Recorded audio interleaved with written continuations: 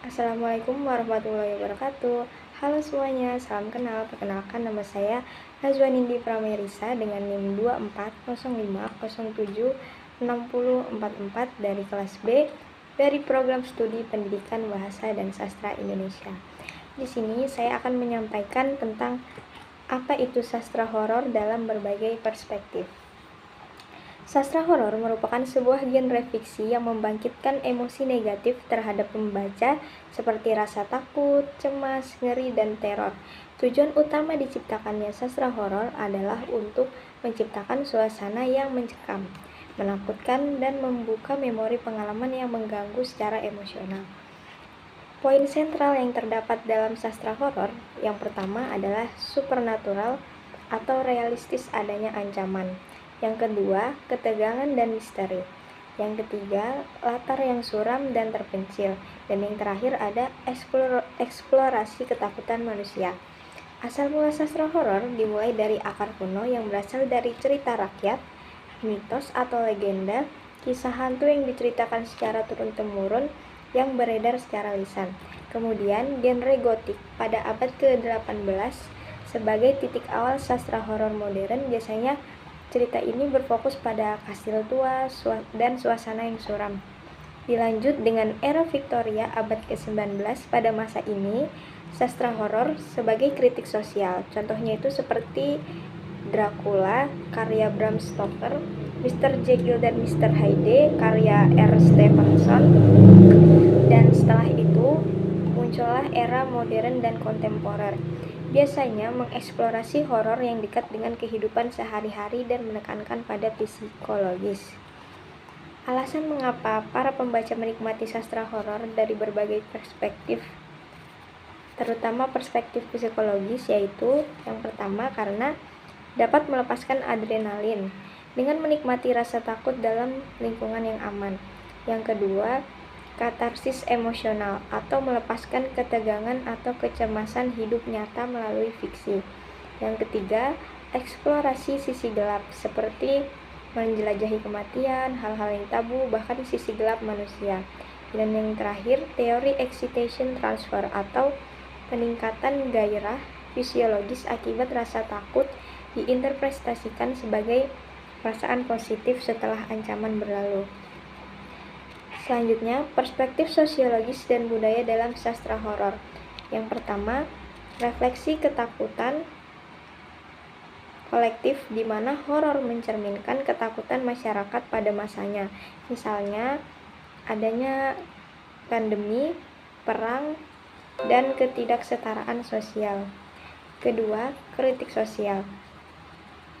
Sastra horor juga mengkritik institusi, moralitas, norma-norma yang menindas. Misalnya, contohnya di sini ada puisi Surat pada Penguasa karya Mimik Hairati.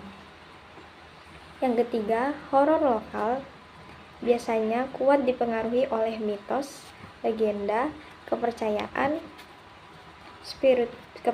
spiritual.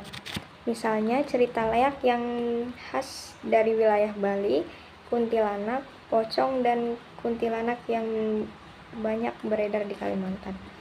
Sastra horor mencerminkan interaksi masyarakat dengan alam goib. Perspektif, tema, dan subgenre sastra horor ada 5, yaitu yang pertama, gotik yang identik dengan suasana arsitektur tua dan romansa gelap. Yang kedua, horor supranatural seperti hantu, iblis, atau vampir. Yang ketiga, horor psikologis. Horor psikologis biasanya mengenai fokus pikiran yang tidak stabil, paranoid. Contohnya seperti The Shining tahun 1977. Yang keempat ada horor tubuh. Horor tubuh ini contohnya seperti kisah-kisah pembunuhan atau mutilasi. Dan yang terakhir ada slasher atau sarasel atau survival seperti cerita pembunuh berantai, bertahan hidup, dan peristiwa Halloween. Alasan kenapa karya sastra digolongkan dalam genre gotik adalah karena memiliki batasan dalam menguraikan narasinya, seperti kastel yang sudah rusak, horor Katolik Roma, peristiwa yang misterius, penculikan, dan pencarian dalam hutan-hutan sunyi yang dapat memunculkan swollen atau rasa horor dan ketegangan yang menyenangkan bagi para pembacanya, menurut Welek and Warren. Pergeseran klasifikasi genre sastra mulai abad ke-19, konsepsi genre mengalami pergeseran, alasannya karena banyaknya genre baru. Sastra bukan lagi mengenai bentuk, tetapi sudah mengarah pada aliran dalam karya sastra dan berkaitan dengan multidisiplin ilmu lainnya seperti aliran romantisme, nasionalisme, gotik, feminisme, dan sosiologi. Terdapat beberapa contoh karya sastra horor. Di sini contohnya berupa kumpulan cerpen, yaitu ada kumpulan Budak Setan tahun 2010, yang dimana merupakan pembacaan ulang karya Abdullah Harahap yang ditulis oleh Intan Paramidita, Eka Kurniawan, dan Ugaran Prasad. Tema-tema yang ditulis oleh Abdullah Harahap tidak lepas dari latar sosial budaya yang terdapat di Indonesia seperti arwah penasaran, pembunuhan, benda goib seperti jimat, susuk, atau topeng yang dimunculkan dalam cerita-cerita. Contoh kajian kumpulan cerpen Budak Setan menggunakan pendekatan sosiologi oleh Nurmilah Fadilah. Di sini ditemukan aspek latar sosial budaya masyarakat yang dipengaruhi oleh susuk. Di dalam cerita ini, susuk atau pelet digunakan oleh tokoh perempuan yang bernama Salimah yang berprofesi sebagai penyanyi dangdut.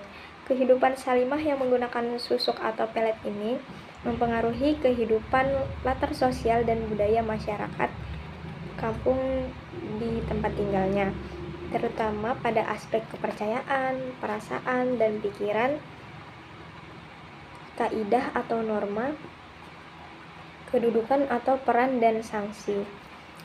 Selanjutnya ada struktur archetype pada cerita Kuyang di wilayah Samarinda karya Razel Firza Nadif. Yang pertama ditemukan archetype karakter.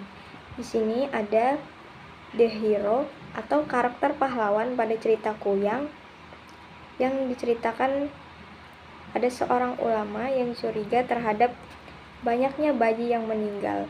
Ia pun melakukan tindakan memotong kepala ikan gabus serta menuangkan darahnya ke sebuah mangkok dan menjalankan sebuah cara untuk memancing seorang wanita yang dicurigai adalah Kuyang. Itu salah satu contoh dari archetype karakter. Yang kedua ada archetype situasi. Di sini terdapat situasi yang berkaitan dengan sihir ditunjukkan pada saat seorang ulama memancing Kuyang dan saat wanita Kuyang itu melepaskan kepalanya di hutan.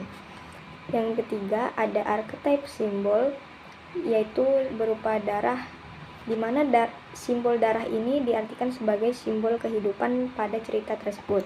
Dan yang simbol lainnya itu ada pohon, di mana simbol pohon diartikan sebagai tempat perlindungan.